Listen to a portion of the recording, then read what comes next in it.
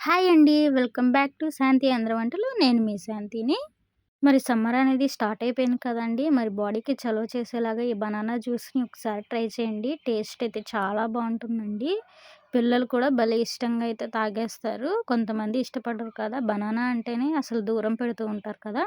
మరి ఇలా ఒకసారి జ్యూస్ చేసి ఇవ్వండి. చాలా టేస్టీగా అయితే ఉంటుంది. మరి ఎలా చేయాలో ఒకసారి అయితే చూసేద్దాం. ఇక్కడ నేను 2 అరటిపళ్ళు బాగా ముగ్గినవైతే తీసుకున్నానండి. చక్కెరకేళి అయితే తీసుకున్నాను.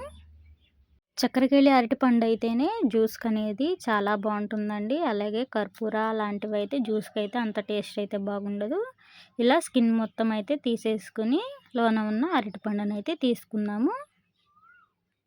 ఇలా స్కిన్ మొత్తం తీసుకున్న తర్వాత ఇప్పుడు వీటిని ముక్కలుగా అయితే కట్ చేసుకుందాము.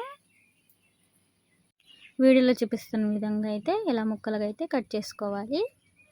మన ఛానల్‌ని ముందుగా చూస్తున్నవారు లైక్ అండ్ షేర్, సబ్స్క్రైబ్ అయితే చేసుకోండి. అలాగే పక్కన ఉన్న బెల్ ఐకాన్ కూడా యాక్టివేట్ చేసుకోండి. అలాగే నేను ఏ వీడియో పెట్టినా ముందుగా అయితే మీకే వస్తుంది. ఇలా ముక్కలుగా అయితే కట్ చేసుకున్నాం కదా! ఈ సైజులో కట్ చేసుకుంటే సరిపోతుంది. తీసుకున్న ముక్కలు మొత్తం అయితే మీ దగ్గర జ్యూసర్ లేకపోయినా ఇలా మిక్సీ జార్‌లోనైనా చేసుకోవచ్చండి. చాలా బాగా అయితే వస్తుంది. ఇలా మిక్సీలో వేసుకున్న తర్వాత 4 బాదం పప్పులు ఇలా నానబెట్టుకొని అయితే వేసుకోవాలి. అలాగే 4, 5 జీడిపప్పులు, షుగర్ అయితే 2 అరటిపండ్లకి 3 టేబుల్ స్పూన్లు షుగర్ అయితే కరెక్ట్‌గా అయితే సరిపోతుందండి. ఈ మిశ్రమం మొత్తం ఒకసారి అయితే మిక్సీ పట్టేసుకుందాము. చూడండి ఇలా మెత్తగా అయితే అయింది కదా! ఇందులోకి 1 కప్పు మిల్క్ ఐస్ క్యూబ్స్‌ని కూడా వేసుకొని కాచి చల్లార్చిన పాలను కూడా వేసుకోవాలి.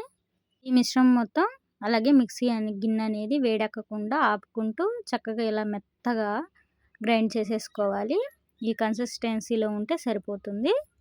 అంతేనండి. ఎంతో టేస్టీ అయిన సమ్మర్ స్పెషల్ బనానా జ్యూస్ అయితే రెడీ అవుతుంది. చాలా సింపుల్‌గా అయితే చేసుకున్నాం కదా! మరి పిల్లలకు కూడా ఇలా హెల్తీగా అయితే చేసుకొని చక్కగా సర్వ్ చేసుకోండి. చాలా టేస్టీగా అయితే ఉంటుందండి.